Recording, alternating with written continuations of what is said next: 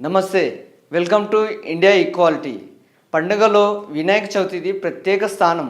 ఆది దంపతుల కుమారుడైన గణనాథుని పూజించనిదే మనం ఏ పనిని ప్రారంభించం. గణేశుడి కృప ఉంటే మనకు అన్ని విజయాలే లభిస్తాయని నమ్మకం. ఏటా భాద్రపద మాసంలో శుక్లపక్షమి చవితి రోజున వచ్చే ఈ పండుగను ప్రజలంతా ఘనంగా నిర్వహించుకుంటారు. గణపతి విగ్రహాన్ని ఏ విధంగా ప్రతిష్ఠించాలి, వినాయక చవితి రోజున ఏర్పడనున్న శుభయోగం, విగ్రహ ప్రతిష్టాపన తేదీ, శుభ సమయం, పూజా విధానం మీకోసం. హిందూ మతంలో శివపార్వతుల తనయుడు గణపతి జన్మదినోత్సవాన్ని వినాయక చవితిగా వైభవంగా జరుపుకుంటారు. ఈ పండుగ గణపతి బప్ప అంటే గణేశుడికి అంకితం చేయబడింది. శుక్లపక్ష చతుర్థి తిథి రోజున వినాయక చవితిని జరుపుకుంటారు. ఈ పండుగను దేశవ్యాప్తంగా అత్యంత ఘనంగా జరుపుకుంటారు. అయితే మహారాష్ట్రలోని ముంబై, హైదరాబాద్లో జరిగే గణేష్ చతుర్థి వేడుకలను అత్యంత వైభవంగా జరుపుకుంటారు. వినాయక చవితి పండుగను గణపతి నవరాత్రులుగా 10 రోజుల పాటు ఎంతో వైభవంగా జరుపుకుంటారు.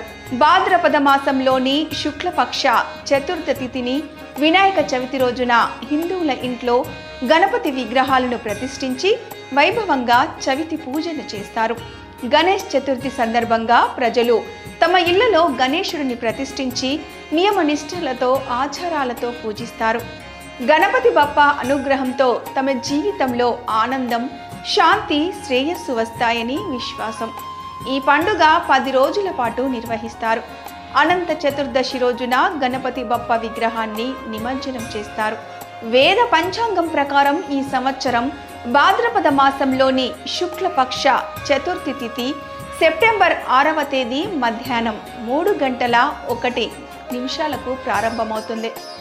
ఈ తిథి మరుసటి రోజు 7వ తేదీ సాయంత్రం 5:37 వరకు ముగుస్తుంది.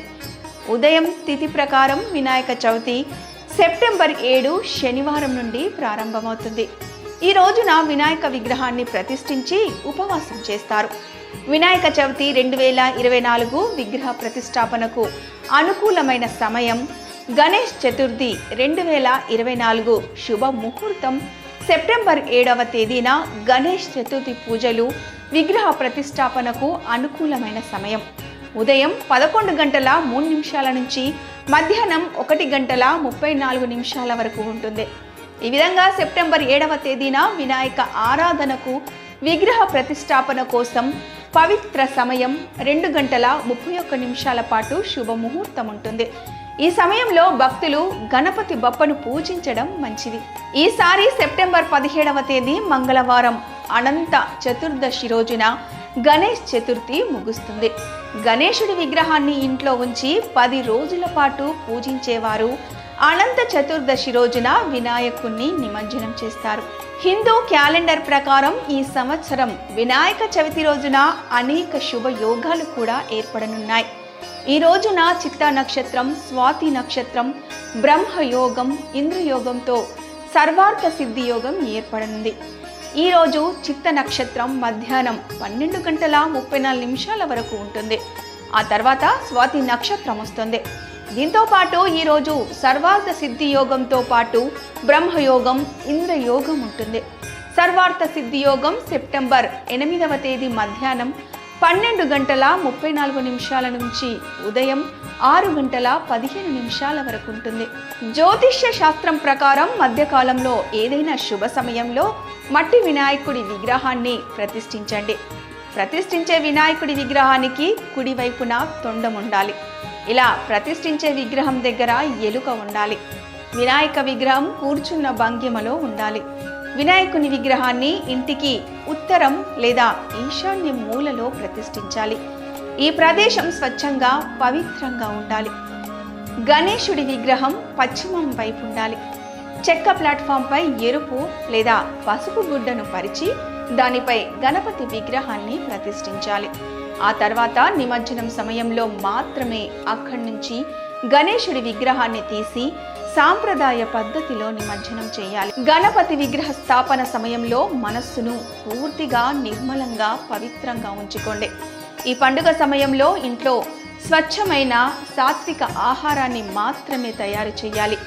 అన్ని రకాల తామసిక ఆహారాన్ని నిమజ్జనం వరకు తినొద్దు. ప్రతిరోజు ఉదయం సాయంత్రం గణపతి విగ్రహాన్ని పూజించండి, ఆహారం సమర్పించండి. వినాయక విగ్రహ ప్రతిష్ఠించిన తర్వాత ఆచారాల ప్రకారం గణేశుడిని పూజించండి. చివరిగా హారతి ఇవ్వండి.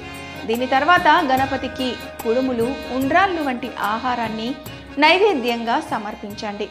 పూజ అనంతరం ఈ ప్రసాదం భక్తులకు పంపిణీ చేయండి. ఈ వినాయక చవితి మన దుఃఖాలన్నిటినీ పోగొట్టి మన సంతోషాన్ని పెంచి మనందరికీ ఆయన అనుగ్రహాన్ని ప్రసాదించాలని కోరుకుంటూ ప్రేక్షకులకు గణేష్ చతుర్థి శుభాకాంక్షలు.